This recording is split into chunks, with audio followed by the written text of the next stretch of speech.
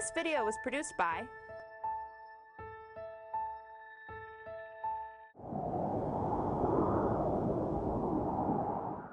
Welcome to the federal policy panel here today, this afternoon. I'm John Miles. I'll be moderating this session.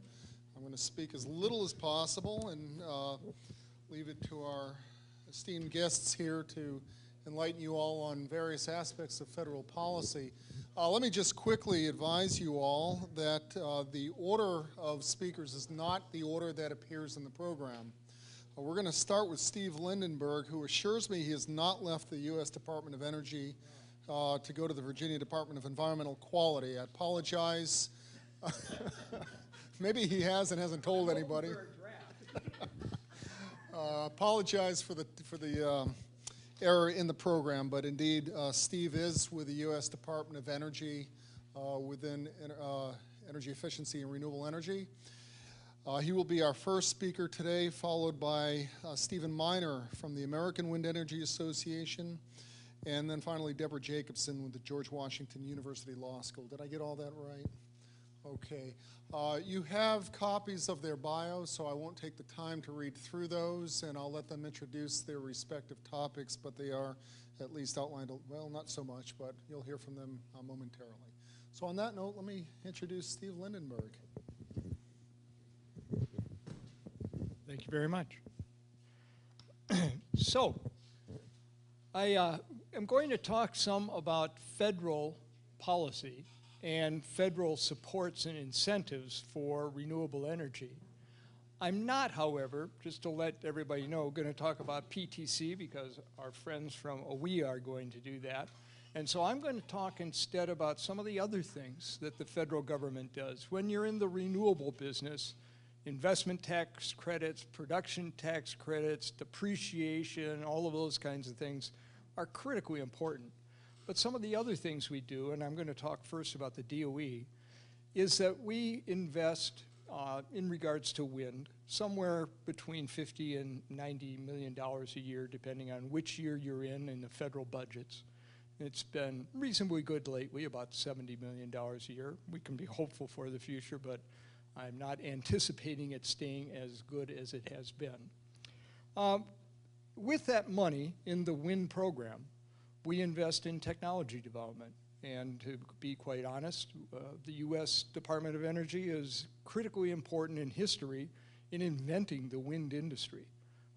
Wind turbines and wind technology were very well supported in the period of the 70s and 80s and 90s, and today we're in the circumstance of having technology that's pretty capable generally, and a good part of that is because of work that's been done at the department and at other research centers that came along following some of the work we did. Another area that we began work in probably 15 years ago was thinking about how to integrate renewables, especially variable renewable energy like wind, into the utility grids of the nation. We had studies that we supported early in single utilities or single states, where we took a look at what would it demand to, say, reach 20% wind in the state of New York, or 30% renewables, primarily wind in places like Minnesota. More recently, we have expanded that, and right now, work is going on in the West, where we're looking at I think it's a 14-state region, integrating wind and solar coincidentally, and using other technologies to balance that system. Right now, we're looking generally at can we satisfy the energy for 8,760 hours of a year, at each hour, but we also go down to the minute and even the millisecond periods to make sure that voltage and frequency and currents are going to operate throughout that period. So we've done a good deal of groundbreaking in trying to help the utilities to appreciate that they can integrate this new technology, and secondarily, in helping to educate the rest of the world about methods to try to use to actually implement this process. Beyond that, we've done a fair amount of work in market development. There was no wind market 20 years ago. People were wondering about that question. You know, there were some wind turbines up. Once upon a time, California had 90% of the world's wind turbines in a couple of passes. These days, those are still there, but there's much more going on around the world. We had to help people think about that. So Wind Powering America, one of the benefactors of this conference and the Wind Center here, as well as many other states and localities, began to talk to folks who were interested in renewables, whether they were an advocate from a NGO, whether they might be a state regulator or a legislator, a governor or whomever. We began to tell the story of how does wind work and what does it cost and where does it apply and where can it be valuable. There's some wonderful little stories about the state of Indiana that thought they didn't have any wind capability. We did some work with them. Legislatures were convinced, and they're over a gigawatt of wind. Happened in about a 4-year period. And so we were able to help folks see that they had a market and an interest and a capability that was able to be developed. We've spent other time working at siting and permitting issues. Wildlife has been an issue for many years. We've helped to put together what was the NWCC. I think they've still got that title but have a different name, but the bottom line was that it was a National Wind Coordinating Cooperative, and they started talking to various interest groups about siting and permitting issues. We went on to work with organizations, federal organizations, the Bureau of Land Management. The wind program at DOE helped to fund a programmatic, PEIS, Programmatic Environmental Impact Statement, that began to open up the possibilities of how wind might be able to fit in Bureau of Land Management lands. In Virginia, that's not important. There are no Bureau of Land Management lands, as I'm aware, in the state of Virginia. But if you go to, well, let's choose Nevada, a little over 50% of the land in Nevada is managed by the Bureau of Land Management. Most of it's sunny, and most of it's windy. And so there are opportunities to be able to build renewables there that are actually pretty important. We've worked with the FAA on radar, and just in the last couple of months, data's been collected in Minnesota, working with FAA, Department of Defense, Homeland Security, NOAA, and others, trying to understand what the implications are for wind operations in large arrays, very dense arrays of wind turbines, and radar, and what can we do to try to eliminate the conflict between those two technologies. We don't know the answer yet. We've got the first round of data collected. Other data will be collected later this year, and we've got analysis going on at Lincoln Laboratories, at MIT, and at other locations trying to understand just how effective we might be able to be in the future. So all of these are federal investments in trying to help wind to be a technology that can be effective. I worked for about 4.5 years with the U.S. Fish and Wildlife Service to try and implement a set of guidelines, or design a set of guidelines that are now getting ready to be implemented. We're hopeful that they will be very beneficial in being able to allow developers to identify sites that might be less than perfect and others that are pretty good for trying to put wind, and that there are some methods to be able to use to identify the differences between those sites and to demonstrate that you did a deliberate process in choosing your site, so that if there is afterwards any kind of conflict between avian species or even terrestrial species, you can point out the steps and the process that you followed that met the guidelines produced by the Fish and Wildlife Service, and there is a promise of discretion in prosecution of any circumstances that might occur down the road. So those, you can't solve all problems, but we've made some progress on some of these. Recently, we've had some advances with BOEM, the folks from the Department of Interior, who deal with ocean energy. We're working very well with them and making progress on some of the offshore activities and how that might develop and what we're going to be able to accomplish. Some memorandum of understanding have been signed in those kinds of activities. So there's a lot of work that's done that doesn't all fit in the Treasury bucket, that's accomplished by the federal government and a good deal of it by the Department of Energy and by our efforts to reach out to our partners and friends. So Department of Interior, Department of, where there's several, BOEM, Fish and Wildlife, Bureau of Land Management. Agriculture, we've worked with both their REAP program, renewables for rural areas, as well as with the Forestry Service, which is a part of the Department of Agriculture, and another large landowner, and another landowner that could be helpful in siting and permitting for their lands and properties. We have a loan guarantee program at the Department of Energy. I have seen some marks for Fiscal 13, which actually puts money from the House, which surprised me, into our loan program. It's had one problem. That one problem has become pretty darn dramatic. As an alternative, in the state of Hawaii, where I work on some various issues of deployment of energy efficiency and renewables, First Wind, a firm out of New England, has built a wind facility called Kahuku. I think it's 30 megawatts, and had a very nice $117 million loan guarantee from the Department of Energy, received a 30% grant against a $150 million project, and that was through the 1603 program, and has paid back a good chunk of the loan that was guaranteed by the Department of Energy.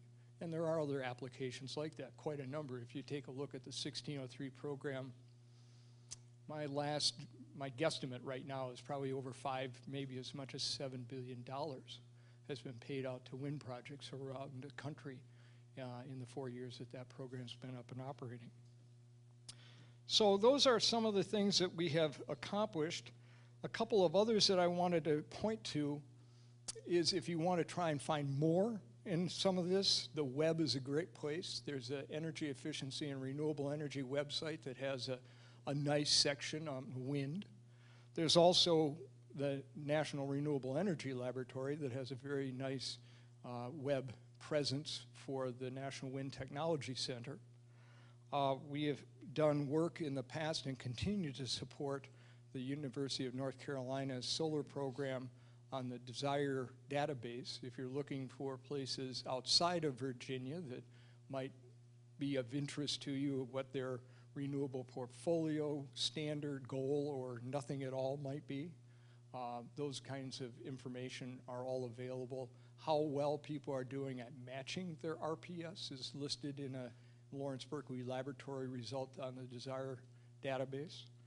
And then there's a Green Power Network, a component of the DOE's web presence, where we talk about both compliance and voluntary markets.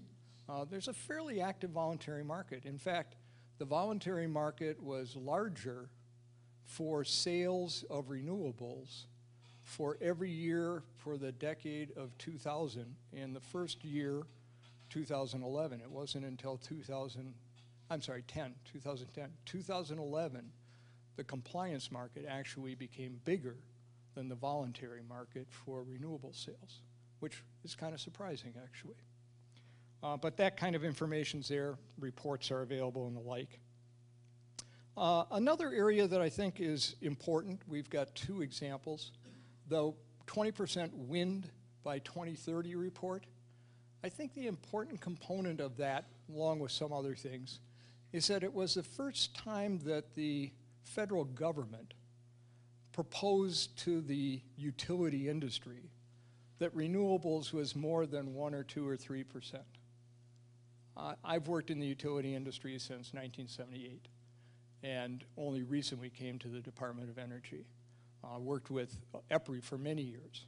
And throughout the utilities, all the folks I talked to, everybody that we worked with, when renewables were very expensive, presumed that they would never be any more than a blip at the end of a very long, graph, and that you would never really notice renewables anywhere in your system. And I don't think that that really changed very much until we kind of slapped people in the face with 20% by 2030. A lot of people didn't believe it. A lot of people still don't believe it. But last Friday, the National Renewable Energy Laboratory came out with Renewable Electricity Futures study that basically says, at least at the first order evaluation, 80% of the United States electric supply by 2050 could be from renewable energy sources. We've been able to actually go to an hour-by-hour 8760 analysis for the entire country, looking at 138, if I recall correctly, control areas in the electric utility system in the US, 48 states, and we can satisfy the hourly electricity demand for an entire year with 80% renewable penetration in the United States. It's going to take some work, so you all got to stay focused, but we can get there. I might not be around in 2050, but I'm going to work on it for quite a while anyway. Thank you very much.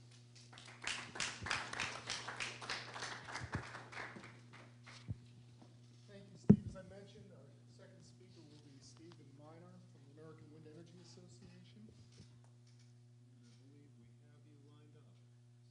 Stephen? Great. That's the slide I'm going to use in a second, but I need to just tell you a couple quick things. First of all, I absolutely love being here right now, and the reason is because my background is in higher education.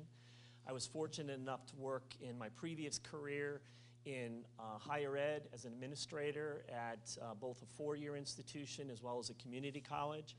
And I also had the opportunity to work as a college professor for a while, and so I absolutely love that. So to actually be back here is kind of exciting, so thank you for that.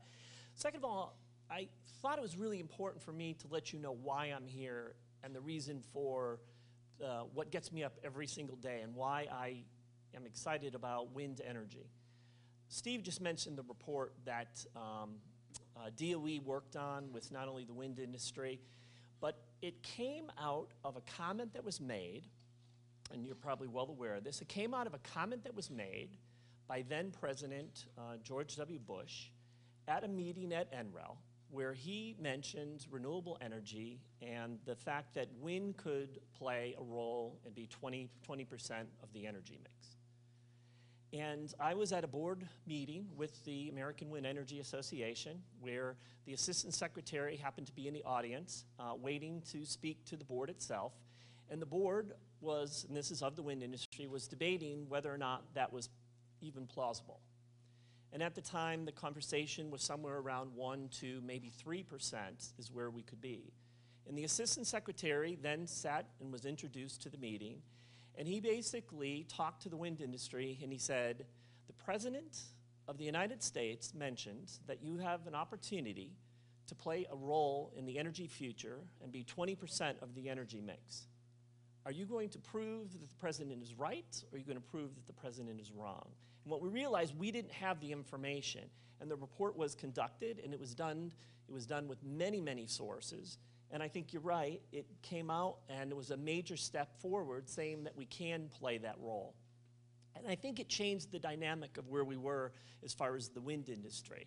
And that's one of the reasons why I get up on a day-to-day basis, is not necessarily to prove former President Bush correct, but the fact is that the documentation is there with some additional federal incentives, with the continued technological advantages. We have the ability.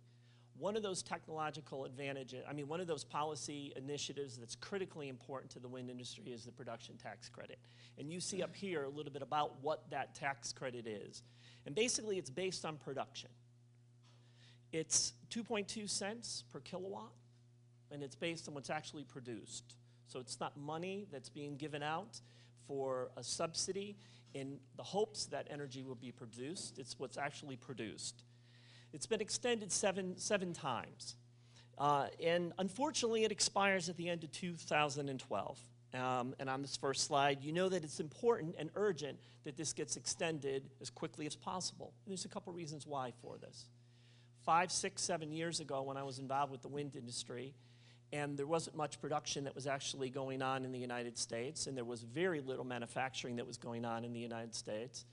It wasn't as necessary for the production tax credit whether or not it got extended and when it got extended. And just for a frame of reference, the actual period of time where the production tax credit gets extended on a regular basis is 6 calendar days before the end of the year, before it expires. So when you go through the history, 6 days before the end of the year, before it's going to expire, is when it was actually renewed, and that's been on average. Well, fortunately, that has changed over the last couple of years, and we've had a longer period of time on that. The difference now is that when we talk about manufacturing, at the time 6 and 7 years ago, we might have had 20% of what was actually being produced in the United States, or I should say was being manufactured in the United States. Now that's up over 60%. And with that has come a great deal of jobs that have been created as far as the industry is concerned. And the last part of this slide is that the PTC extension will create and save 54,000 jobs. If it expires, it'll kill 37,000 jobs. And unfortunately, some of that is actually happening right now. And I promise to be, with all due respect to the panelists that were before, much more optimistic about what happens. And the thing is that there is a lot of optimism that's going on right now. If we could possibly go to the next slide. With the 4-year extension of the PTC, the U.S. wind market will grow through 2016 and beyond. And you'll see annual installation at 6 to 10 gigawatt level. The number of jobs will increase as well, and we'll see probably up to $100,000 direct jobs that are involved in the wind industry. The total investment is over $17 billion, and that's grown dramatically from where this industry was not only 20 years ago, but even 10 years ago when I joined the industry. The extension is supported by many of the business leaders, U.S. Chamber of Commerce, National Association of Manufacturing, and the Farm Bureau, and many others. Go to the next slide. But unfortunately, if it's not extended, or if extended late, which is, I think, part of what the problem is right now, we will definitely see that in 2013, the amount that's actually installed will drop dramatically. And there's a chart a little bit later in this presentation that will actually talk about that.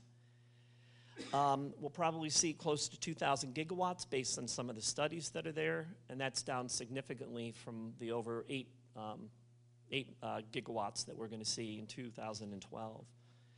The number of jobs is also going to drop dramatically for 2013, and the total wind investment is also going to drop. And that's what happens if it doesn't get extended. Now, I told you from the beginning that the average is 6 days before the end of the year.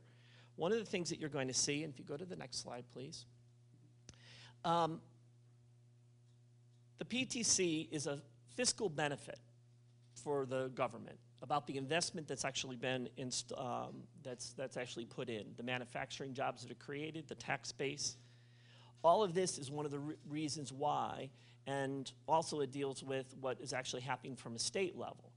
One of the things is the manufacturing jobs that are being created around the country are one of the reasons why the state and local impact is so critically important for some of these folks, and why so many supporters have come out in favor of the quickest extension of the production tax credit. And you're going to see that shortly. If we just go to the next slide. This will give you kind of an example of what's going to happen and what actually happens in the process. Now, as of January, most of the development and those projects that were going to be completed, there's a rush right now to try to get things done by the end of 2012. Because when the production tax credit expires, even though they might extend it past that period of time, people want to make sure those projects are in the ground and running so that they qualify for the production tax credit. So some of the development work that's going on right now, and we have seen jobs already that have been lost in the industry itself as early as January. Developers not working on projects right now, cutting back, working on those projects that they know need to be completed. Doesn't mean that there isn't any thought past 2013, but they definitely don't need the type of folks, and we have definitely seen some losses in that area. And then what's happened is, as you go through the process, and we're going to start to see very, very soon, most of the manufacturing for 2013 is already being completed and will be sent out to the areas for construction so that installation can be done by the end of the year. And as you go through the rest of the year, you're going to see that the production tax credit, if not extended early, you will see the same cycle go through towards the end of the year. And then we have to ramp up all over again. Well, with 60% of the manufacturing going on in the United States, it becomes very, very difficult. Previous to this, with just a small portion, folks could shift their products and services to other markets that were growing during that period of time. They could wait the few months or so where the production tax credit wasn't in place. For those of the folks that took advantage and were looking at the crystal ball and believed the production tax credit was going to get done earlier, then what they would do is they would start working and they would still do development work. But we had very few jobs that were actually directly related as far as manufacturing, and that's changed. Just go to the next slide very, very quick. And once again, this will kind of show you, as things go on, where those jobs are going to be lost. And this is something, layoffs, as I said, have already began in January. The third quarter is where we're going to start to see the manufacturing jobs being lost. Go to the next slide. This will show you a little bit about what happened previous. You go back to 1999, and you took a look at where the production tax credit had not been extended during that period of time. And let me go back and tell you that it's always been extended retroactively. Unfortunately, in the business environment and the types of manufacturing, it really doesn't make much of a difference because you're not going to spend the amount of money that's necessary for a wind project only to hope that the production tax credit is going to get done. So even though it was extended, we saw a major drop in 2000, in 2002, and 2004. And since that period of time, we've had extensions of the production tax credit prior to the actual expiration. And what that's done is it's allowed us an opportunity to continue moving forward.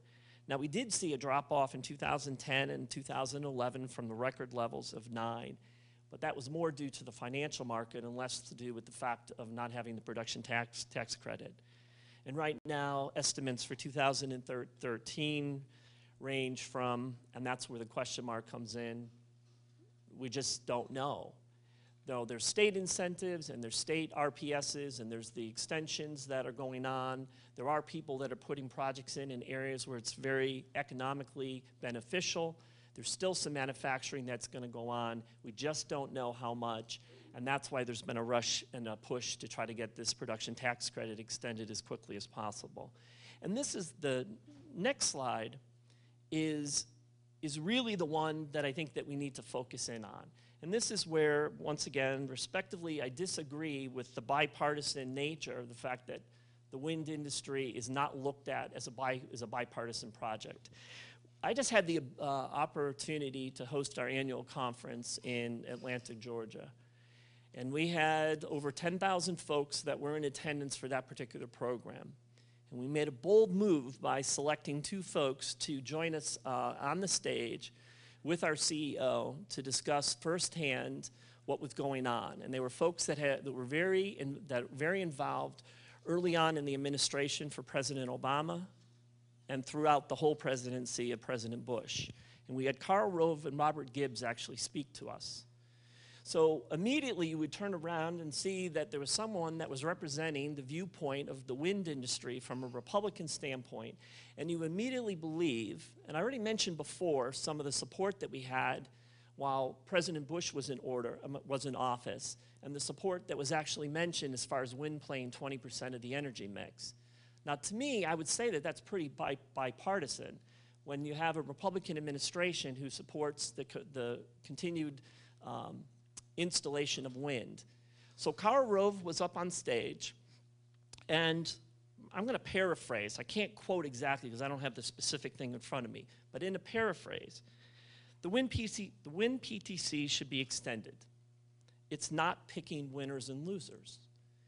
Unlike other renewable energy sources and some of the negative comments that have been in the press, he sees that the production tax credit is something, because it's based on what's actually produced. If you have a product that's good, it needs to be done right away. And he believes that it should be done right away. And there's other Republican leaders that feel the exact same way. And then you have the president who comes out and says that it's very simple. And this is on his 5 things that need to be done this summer, immediately, that need to be done. And what we've seen is that there's support from many folks on both sides of the aisle. Most of the installation of wind so far is in a lot of the red states. So we have support from those senators, those congressional leaders, the state governors in those areas, because they see that the economic impact that's been created in their own state and what's important there. We also have seen, over the last 4 or 5 years, over 100 manufacturing facilities alone open up in the Southeast. If I was to show you a wind map, you would see that there's very few installation right now in the Southeast. But one of the things you do see is manufacturing jobs that are actually being created. And what they see is economic benefit from that. So when you take a look at, I guess, the father of the PTC, Senator Grassley, saying that it needs to be extended right away from the state of Iowa, maybe that doesn't mean as much because you turn around and you say, here's someone who supported this all along. But he's fighting hard to make sure that this is done. You have the president coming out and saying that this needs to be done. If we go to the next slide, please. There's a couple of bills that have been introduced right now, and I was going to edit this slide and take out the difference between a 4-year and the 2-year. I'm trying to be optimistic. I don't think these specific bills are part of the issue right now. I think what the issue is right now is that there is support, and there's support, and it's bipartisan.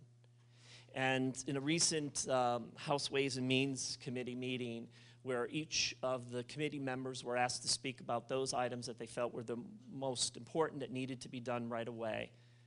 There were a number of the folks that were there that came out, and there was only one that was in opposition to that, and that's someone who's been pretty steadfast in his anti-wind stance. But what's happened is every single one of them mentioned that the production tax credit was something that needed to be done right away.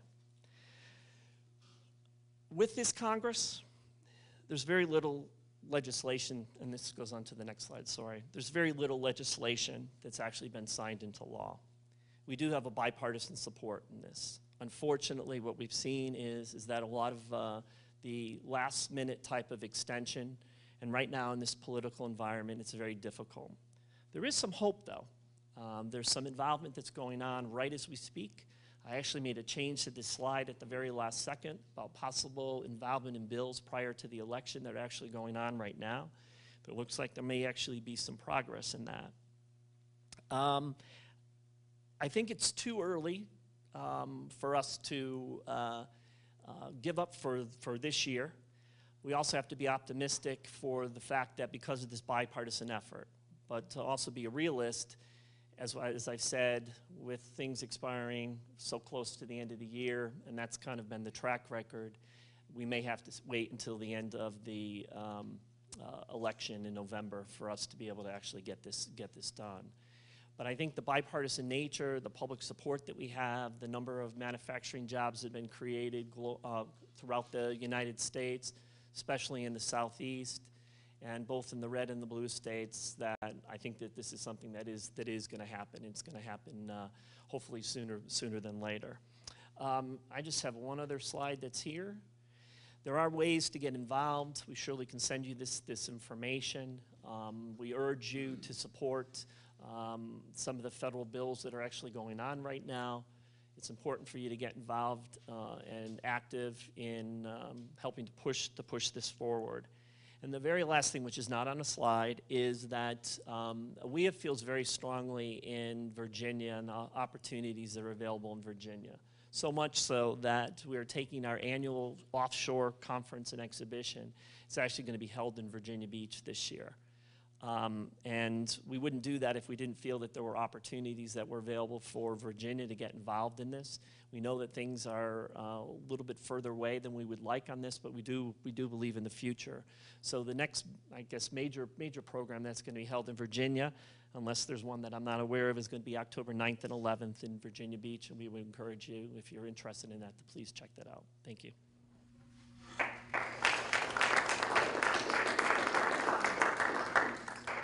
Thank you, Stephen. And our final speaker is Debra Jacobson from Washington Law School. And we'll just hold questions until Debra's finished. And we'll just start collecting cards after. Okay, what I'm going to do is talk about approaches other than the production tax credit, because Steve covered that in great depth, and I'm going to focus on federal financial incentives as opposed to, you know, state or federal, just federal programs. And the overview is talk about the nature of the program, some approaches that don't require federal legislation, and other approaches that do require federal legislation. Let's see, does this? Okay. We talked about the 20% scenario, and I think that the 20% scenario, the report that accompanied this work, had a number of different barriers that needed to be overcome. One of the potential barriers is financial, and that's the area of, you know, the production tax credit. And the need for the financial incentives is because wind, particularly with low gas prices, is generally more expensive. Not always, it depends on the market, but in many cases more expensive than the alternative natural gas. And so what this slide shows you is the trajectory of the left side is the annual capacity, and what you can see is that for many years the actual development of wind in this country was above the scenario that was needed for reaching the cumulative 20%. The right side is your cumulative capacity, but you see for 2013 there's a variety of estimates, and many of them are below what was thought to be needed to keep ramping up to the 20%. Oh, I see what happened. I sent in some additional slides, and I don't think they were included. So let me just explain what I was going to talk about. We talked about the fact that the production tax credit may expire, but also we have tax credits and approaches that have expired. We had something called the cash grant program that was put into place in 2009. Steve referred to that as the 1603 program. It's because it was Section 1603 of the Recovery Act. And what that did is, because it was difficult to get financing with the bank meltdown, what they allowed was a cash grant. So instead of a 30% tax credit, it was a 30% cash grant of the amount. And that was highly beneficial because with the financial meltdown, tax equity, you have to have somebody that pays a lot of taxes. And before the financial meltdown, there were about 17 companies called tax equity investors because they could benefit from these tax breaks. After the financial meltdown, there were only about 7 that were active in 2009. And so that's why the cash grant program came into play. However, that program's expired, and even with the production tax credit being extended, there's still a concern about the lack of that tax equity funding. So then moving to this slide, there's what I'd like to talk about for the rest of my talk, whether or not the production tax credit, whether there's support for it or not.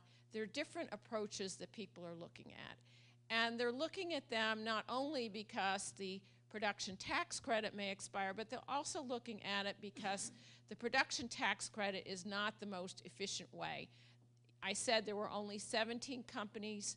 What if you had an approach that you and I could invest our own dollars and get a lot better return than we're getting in our bank accounts or our money markets? And so some of the approaches that I'm going to talk about would allow individual investors to invest in renewable energy. And that would broaden the availability of sources of capital.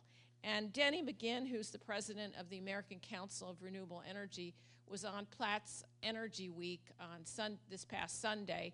This was in advance of the Renewable Energy Finance Forum, which ACOR hosts in New York City, which is actually went on yesterday as well as today. And a big push of ACOR is to look at some of these innovative approaches. And so what he talked about is diversifying from this primary reliance on so-called tax equity for financing and looking to broaden the sources of capital, which would also lower the cost of capital. So one of the types of approaches that has been looked at is called real estate investment trusts. And this has been used in the real estate market for many years. The breakthrough occurred, there was an IRS ruling in 2007 as well as 2010, allowing the real estate investment trust vehicle to be used for transmission.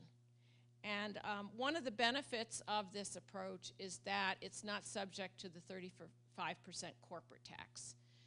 So and the benefits of the real estate investment trust compared to the production tax credit is you could have retail investors such as you or I, you could have tax-exempt investors, you could have foreign investors, so there's a lot more sources of capital. There are, however, some limitations. The lawyers who work on the real estate investment trust who've looked at this feel you could do the financing for the wind towers, the pads, real estate, but that the turbines, the blades, the nacelles would probably not qualify. They also think that because of low gas prices and the like, this probably would work more for projects where say the period of the production tax credit 10 years after it's expired, but you still need financing. They think that the real estate investment trust could really help make up sources of capital there, maybe foreign sources of capital from Europe, which are no longer available with the crisis over there, that you might be able to compensate for some of that with the real estate investment trust.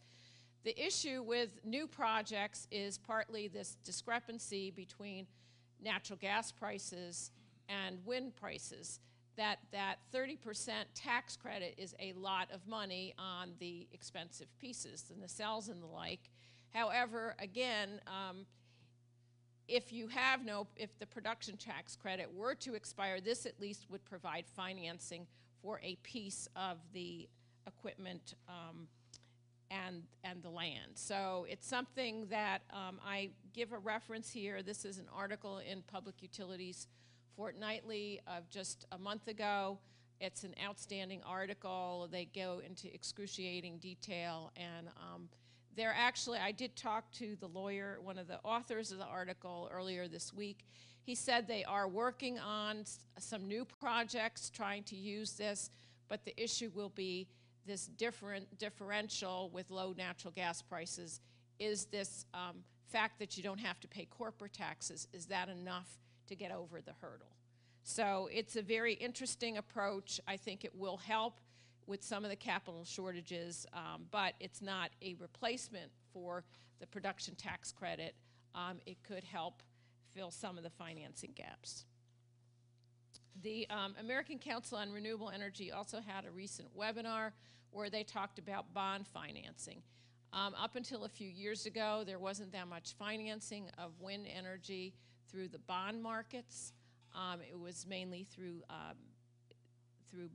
bank financing, but that's increased to the point that the speaker, who was from Citi, had worked on this bond financing, which was combined with bank financing, so it wasn't only bond financing, for this project in Oregon, which is the largest largest wind project in the world, an amazing 845 megawatts. So that's a new development in the financing market. The Master Limited Partnership, this has had a breakthrough in the last few weeks, where on June 7th, Senator Coons from Delaware and Senator Moran, Republican from Kansas, introduced what's called the Master Limited Partnership Parity Act. What's significant here is the Master Limited Partnership approach of financing has existed for the fossil fuel industry for about 30 years, but it has not been available for the renewable energy industry. And so what they did was I thought it was good marketing, frame this as the MLP Parity Act, to put renewables on a level playing field with fossil fuels. And the Master Limited Partnerships have some major fundraising advantages. And they're also publicly traded, so that involves a greater opportunity for individuals to get involved. However, according to the person who wrote the article on REITs, in comparison to real estate investment trusts, they're not as attractive to tax-exempt entities or foreign investors. The MLP Parity Act, however, has widespread support among the renewable energy community, and I think one of the attractive aspects of this is this parity issue.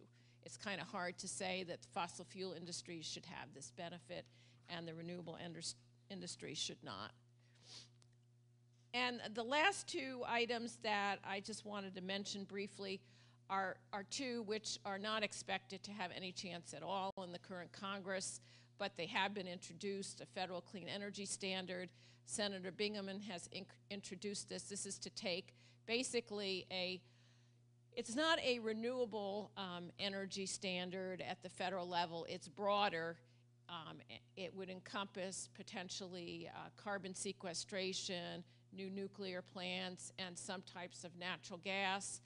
There are lots of issues about it in the sense that unless you have some carve out for renewables, it's unlikely that you're going to have that much spur to renewables from this type of approach.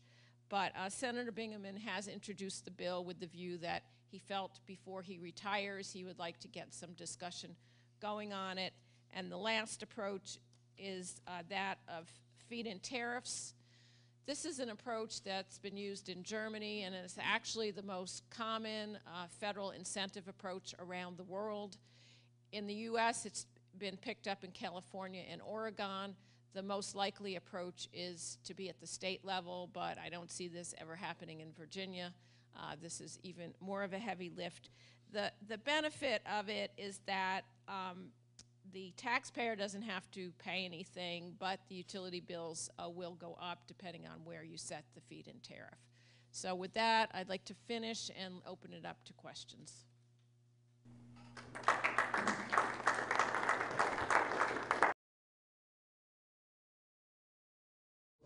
First question, Steve Lindenberg. First question ought to be pretty easy for you. Where do you find the futures report for 80% renewable by 2050? Yeah. Is that the DML site? There is a site at the National Renewable Energy Lab in their analysis section. I think I actually found it just on their homepage because they're pretty proud of it and it's only a week old. I think if you go to the National Renewable Energy Lab homepage, I think you'll find a attachment that says go to the futures. That's www.nrel.gov.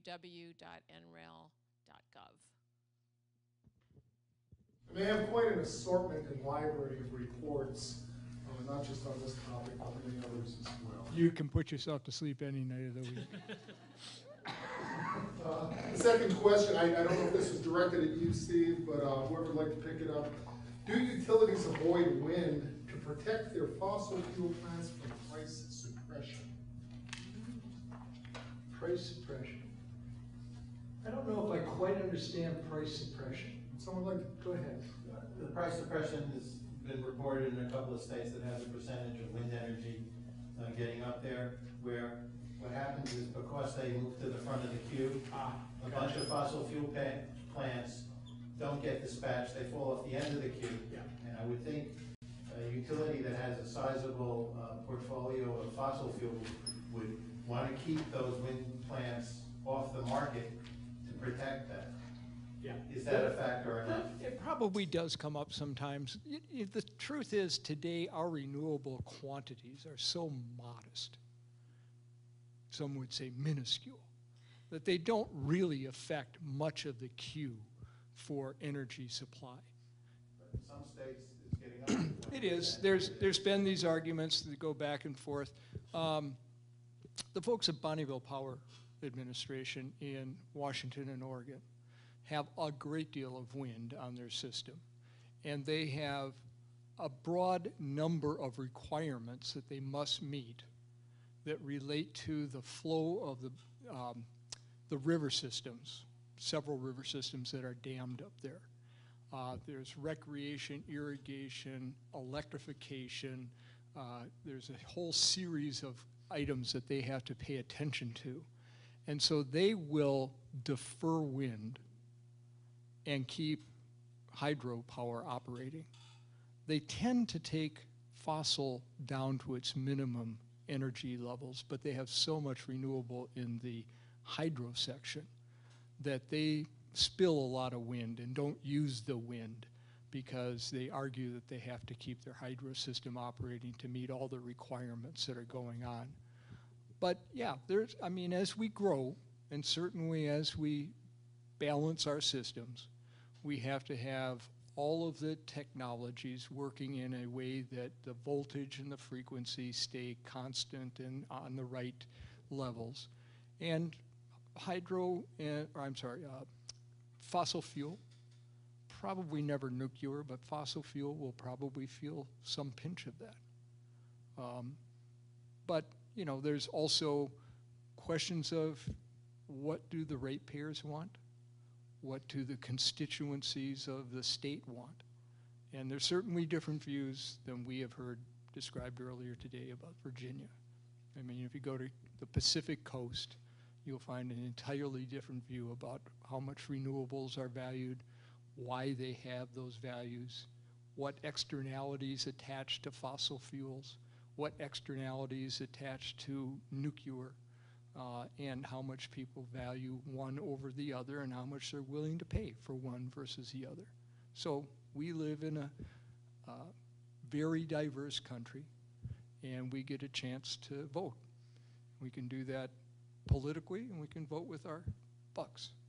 I'm still buying those fairly lousy, tier 1, old anyway credits on a monthly basis through my Dominion electric power bill. I buy 100% renewable, and I'm getting stabbed every month by Virginia Power that puts it in their profit. But I'm buying up those old hydro tier 1, whatever they are. Other questions? May I ask a question? No. So Debra described, some alternative mechanisms for incentivizing, perhaps. And this question isn't necessarily for Debra, it might be totally in it. But in any event, I think, Steve, from your shelf, there were some remarks made not so long ago that maybe implied that it might be time to at least start thinking beyond the PTC. And I've heard other speculation over the years that, in some respects, perhaps the PTC does as much harm as it does good in terms of the growth of the industry. I'm just curious what any of your positions might be as far as that's concerned, whether it is time to look much more directly at some alternative opportunities for incentivizing the industry. From an industry perspective, and that's the group and organization that I work with, that is going on right now. I think that the short term and the amount of growth that we've seen in the industry, the technological advances and such, the cost actually going down, the ability for things to move forward, we just need a little bit more. And I think one of the other things that what's also happening is that when you take a look at the energy subsidies and the type of support that's given to all of the energy sources, I guess the question comes in is why not wind? I mean, why should wind not receive any type of assistance where all the other energy sources are? And I think that's a bigger debate. I mean, the bigger debate is, I mean, should wind be the first one that steps forward and says, okay, we can live without it? From a competitive standpoint, I think we just need a little bit more in order to be able to be as competitive as we possibly can with the rest of the energy sources in certain parts of the country. Yes, I did not want to my remarks to be construed as that we should eliminate the production tax credit. The production tax credit, that 30%, is a very large amount on some very key components. And it may be a lot easier to extend something that already exists than to come up with something new. However, I think people are realizing that relying on this small base of investors is something that people need to think about alternatives, but we need to have something like the PTC in the short term. One last thing, in Congress next year, tax issues are going to be brought up. I mean, that's one of the major things that are going to happen. And so they're going to look at everything. And I think the industry is having to prepare. I bet other industries are doing the exact same thing right now, is what are those ramifications going to happen? Now, Congress doesn't always move very quickly on things, so we don't know if it's going to happen in 2013 or if it's going to happen beyond that. But we need to continue to move forward in order to get there. But yeah, I mean, the industry's looking at it. I think the only thing I would say is that there should be some very serious look at all of the incentives and perturbations in tax law that are attached to the various energy resources. You know, to point at any one and say they've got the right one or the wrong one or too much or too little, I don't think there's, I've actually tried to look over a long time to find a real balanced argument and a fair calculation of what the outcomes are of all those, and they don't exist. There are some good reports, but they don't cover all of those various incentives and tax advantages. And many of them go back over 80 years. Thank you, Steve. I have a couple more questions. This might be most appropriate for Stephen Miner, and I'm going to paraphrase here. I think the question is, I'm going to interpret a little bit, who is the better group? I think the question is who would have the most impact in terms of communicating to our senators and congressmen and women in terms of trying to influence their decision-making with regard to the PTC. Do certain voices carry more weight, perhaps? Oh, yeah. We do a lot of work up on Capitol Hill, and I must preface, I'm not in the policy area within our association,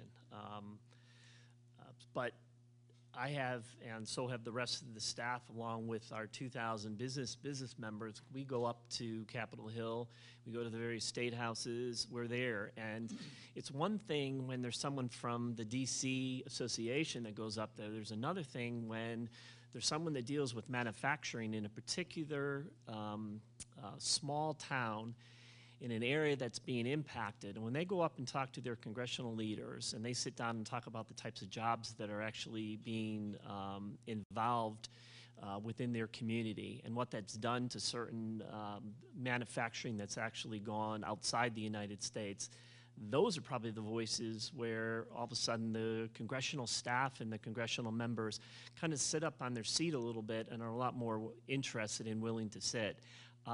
For my colleagues that work in our area that are lobbyists, and for any of the folks that happen to be lobbyists that are here, I think they tolerate listening to folks who want to come in and talk about that, but that the major folks that actually have the jobs in those areas, those are the ones that they're the most interested in talking to. Thank you. This would be a, well, again, I'll defer to whichever of you think you'd like to take this on. How concerned is DOE, but would there be other concerns in other agencies or entities with respect to the dispatch of wind as it pertains to stability and frequency as you approach that 20% mark? Well, it's critical. I mean, none of us want the lights to go out, and least of which are the electric utility operators and owners. Whether they be co-ops, municipalities, or investor-owned utilities or federal agencies, the folks who run those utilities have a really dedicated, and I applaud their commitment to making sure that we all have electricity, and most importantly, folks who really need it for medical services or other kinds of activities. So we have to pay very careful attention to that. But we have accomplished that in quite a number of different studies. And, you know, it is very probable that we can accomplish this with a high degree of confidence and with all of the same levels of performance that we've had in the past. Ireland is a relatively modest-sized population, 6 million people, north and south. A fairly good-sized area, probably smaller than Virginia. So, you know, it's 6 million people, a little smaller, whatever. It's 33% wind. I think Dominion Power is as capable of that. And I would tell some of my friends at Dominion Power that they could easily do that. But, you know, you have to dedicate yourself to the proposition.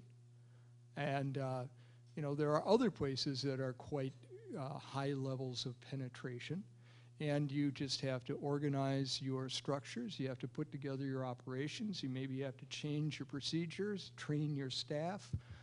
You got to watch your operations and do the proper monitoring, and you can do it.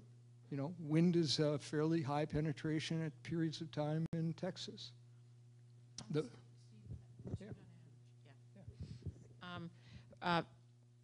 We've got Iowa with 20% wind, and I also want to mention a lot of the studies and some of the efforts of the Federal Energy Regulatory Commission are things like better forecasting. Federal Energy Regulatory Commission has a proposed rule to enhance integration of variable resources, and it focuses on increased forecasting, smaller scheduling times, because the scheduling was done at 1 hour intervals. If you want to enhance wind, then you need to schedule the resources at 15-minute intervals, I think is the proposal. So there's a lot of things that you can do from a regulatory standpoint to make integration, and I think a lot of the DOE reports have mentioned that. I heard a presentation a few months back that made I think, a very salient point that the utilities have dealt with intermittency all their lives on the demand side. Yeah. Demand goes up and it goes down, and they deal with it, and they don't complain about it. And that forecasting had reached a point in terms of its precision and reliability that it's comparable in terms of managing it, managing intermittency of wind generation as compared to demand. Well, I also should mention that with a smart grid, the ability to more carefully reduce demand to deal with things. And you even have Bonneville that's been mentioned when the Federal Energy Regulatory Commission pushed them to do a better job and not make it so easy for them to get an out with the increased wind resources. What they did is make some changes in terms of the irrigation practices, in terms of the timing of when the pumps were running. And so there's a lot you can do if you really want to do it. Well, and we have a great deal of technical skill that is coming into the utility industry these days that wasn't there before.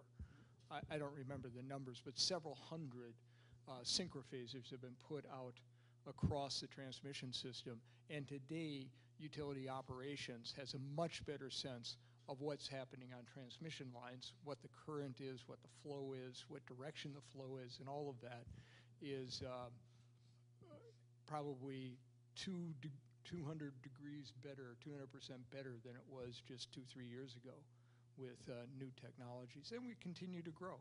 We need to do that.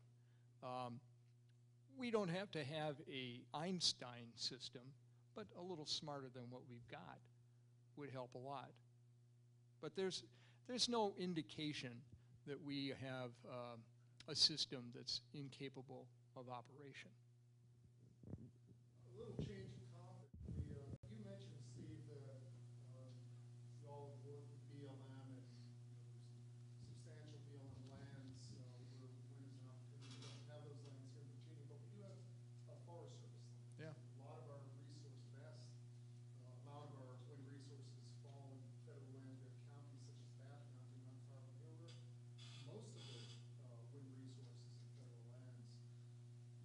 4 years ago, in fact, the night before we kicked off the symposium, there was a public meeting north of here in response to a potential project that was being considered on Shenandoah Mountain.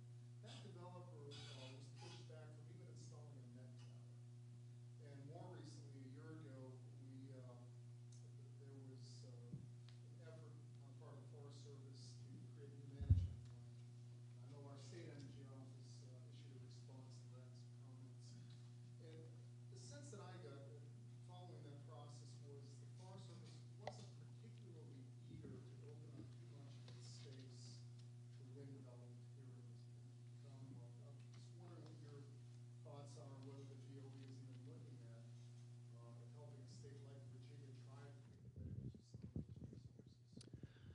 Well, we try to work with our brother and sister agencies.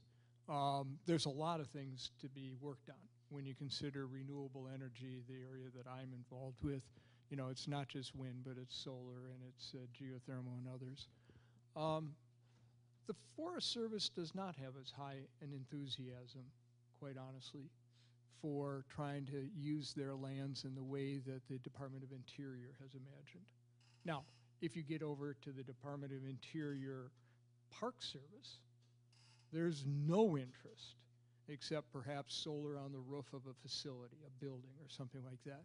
And so we have to, I think as a nation, think about how to balance these different uses and practices.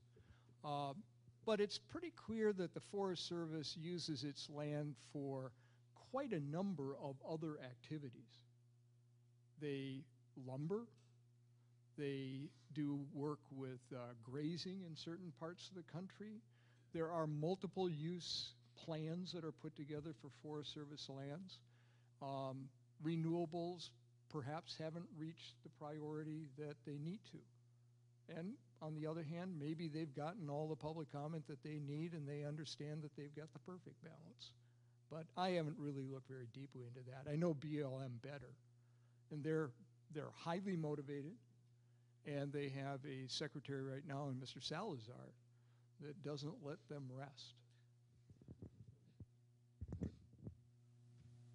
I think I know the answer to this one. This is another one for you, Steve. Sorry to keep beating up on you there. Can you share any result from the $180 million offshore FOA?